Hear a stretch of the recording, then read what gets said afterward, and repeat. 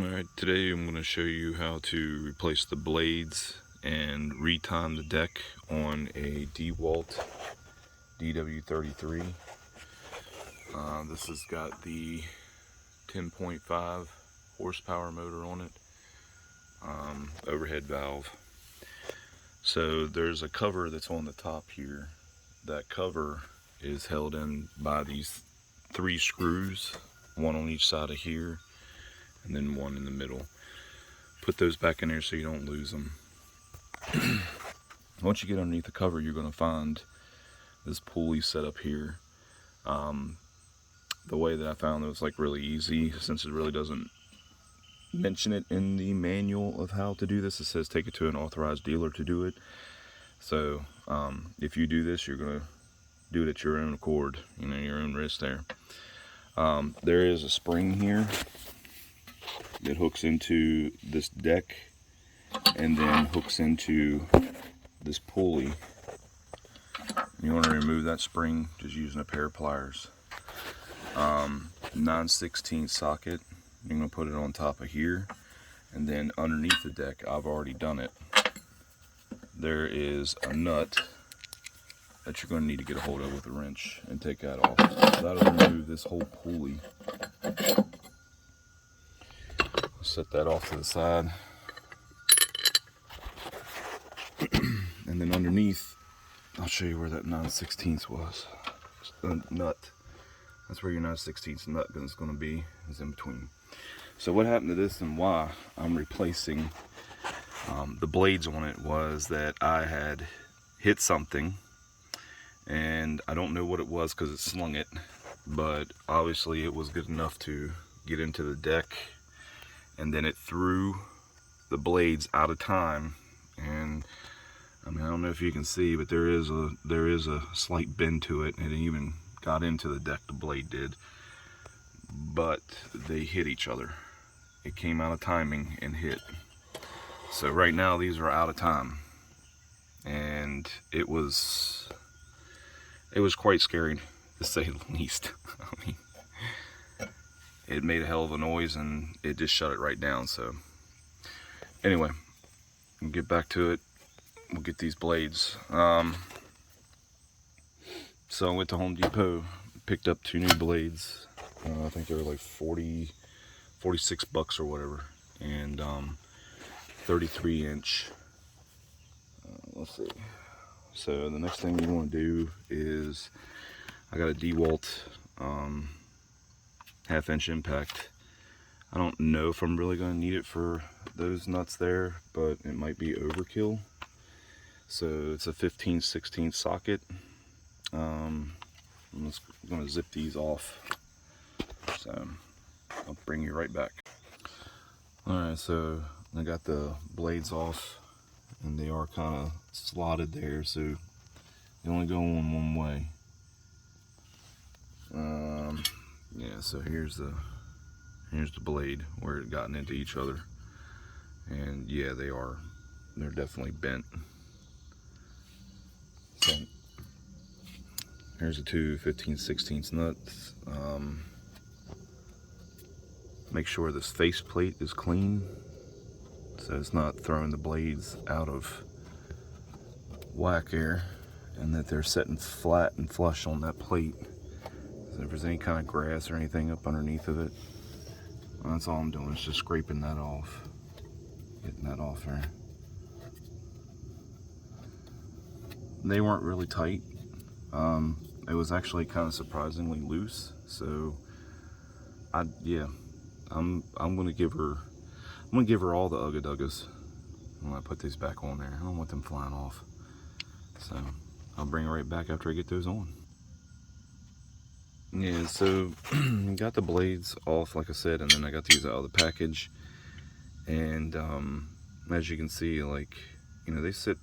The new blades sit pretty good with each other. They're really good. Yeah, this is how bad these things are bent. So yeah, they're not sitting pretty with each other anymore. I think that was the best one. Yeah, let's see here. was this the best one? I think this is the best. Well, it's not too much better. Anyway, yeah, they were definitely mangled. So, all right, I wanted to show that. So I'm gonna put these on. All right, so we got the blades back on. Yeah, I had to do some bending there. So I think what I did was bent the deck actually, and then that's what kind of caused the problem afterwards. So I put the old blades back on. I kind of bent it down the way that it needed to go. It's look like it's setting pretty good now. It's not touching. It was before. It's not now. And it looks like it's not wobbling, so I feel like I'm gonna be pretty good with that. All right, so now comes the part where you have to time the blades, and as you can see, there's an arrow on each one of these pulleys here. That one is supposed to be setting towards the exit of the deck where the grass is coming out, and then this pulley over here has to be facing straight up and down. So there's an arrow that's on this lower half here. You gotta find that arrow, which actually it's pretty close. There it is, you can see it right there in between my fingers. That arrow's got to be facing towards the motor on the lawnmower. Once you get that set pretty straight there, and that one straight there, if you lift up the lawnmower, I'm going to do it so that pulley doesn't move, they should be setting opposite of each other. So one should be setting at like 6 o'clock, and then the other one should be setting at like 3 to 9. So they should be opposite each other, and that's so when they spin, they don't clash into each other and cause that problem right there. Alright, so we're going to set this back down, and then we're going to put this timing belt back on. And what I'm going to do is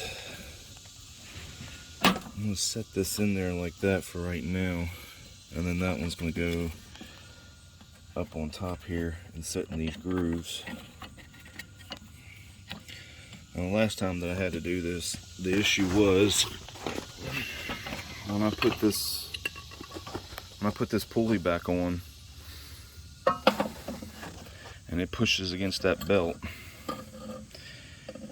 As it pushes against it, it rotates that and then in turn takes it out of time.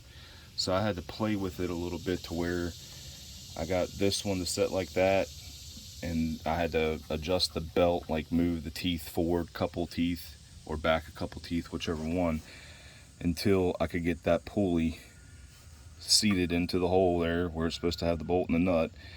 And both of them were exactly how they were supposed to be. That one was supposed to be straight up, and then that one was supposed to be out to the discharge.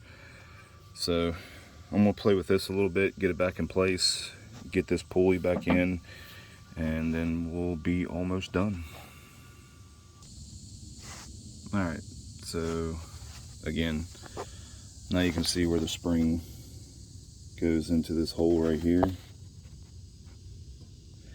and then ties into that right there on the pulley, which I guess is kind of like the idler pulley.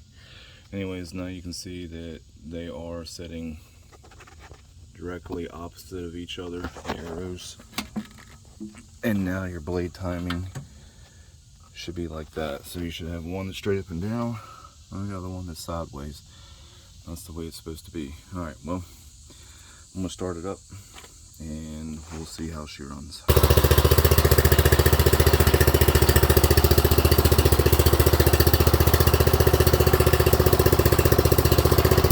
I'm not going to idle it all the way up. I just want to see how she's going to act.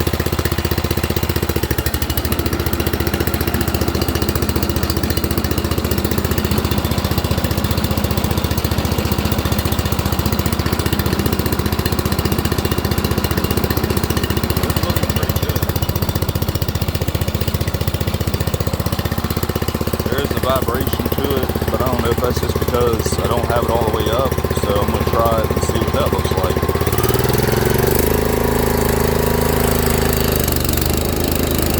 Oh yeah, that's a whole lot smoother now.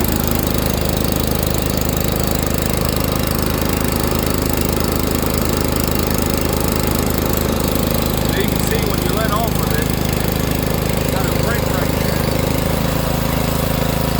Stops that deck. That's pretty cool.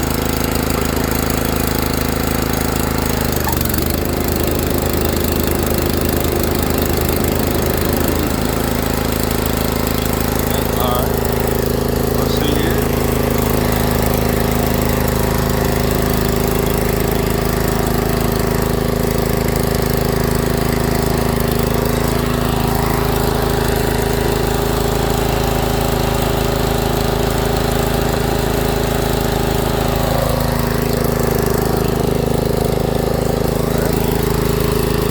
$1 back one.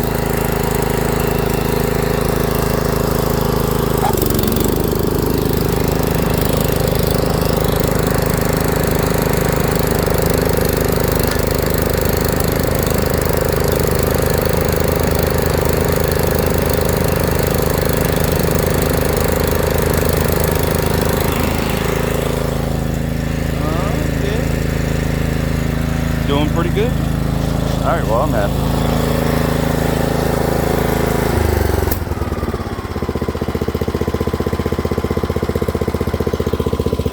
Only got 3 hours on her.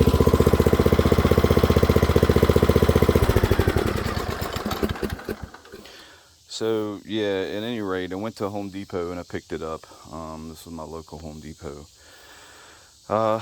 The battery was dead on it, which was not a big deal. I just put it on charger and left it on there until it was fully charged. It's perfect. I checked the oil in it. It did have oil in it. Now, when I say I checked the oil, I mean, I pulled it out and I seen that there was oil on the dipstick, and I said, oh, okay, that's good. You know, it's definitely got oil in it. So they did put it in there. I assumed that checking it, like, there's oil in it, and this is my fault because assuming is not what you're supposed to do. I assumed that it would be at the proper level. Well, let's just put it this way. I had oil coming out of the exhaust.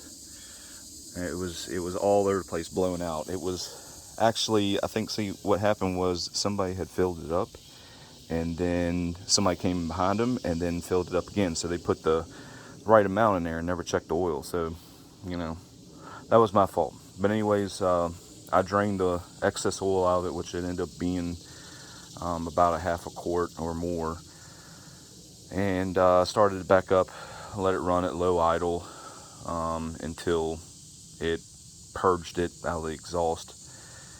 So it's been running good. It hasn't smoked. It's cleaned itself up. There's no tapping noises or anything, so I know I didn't bend a valve or anything like that. There wasn't enough in there. I did notice that when the battery was dead and I tried to pull start this thing, that it did not want to move. I mean, it was horrible, and I was like, okay. I was like, maybe I got a bad issue with this thing. But once I started it up after using the battery, it ran good. I don't have any issues with this thing, except for what I've caused it. Like I said, I think what it was is I got these all over the place right here, these little stumps. Now, I don't have it low enough to hit these. That was, you know, the good part about it. That one was not low enough. It took a little chunk out of it. That was perfectly round. So that was my fault. I did that. So I gotta clean these up, or just leave them alone and weed eat around them. Anyway, that was my stupidity. You learn. But anyways, I hope this helped you. I hope, hope that never happens to you. Hope you don't hit something and bend your deck. Actually, now I'm looking at it, I don't know if I did that or not. Maybe that was just from the rattling. It doesn't look like that's, I think the paint just kind of got rust underneath of it. Yeah. But I had to do a little bit of prying underneath to get that, where the pulley sets on the base of the deck air. I had to pry, put the old blade back on there and pry it on it, and got it to where it's not touching, it's not vibrating, it's it cuts pretty good, it's not unlevel. So I mean, it's looking pretty good, and compared to what it was, now what it is. All right, take care.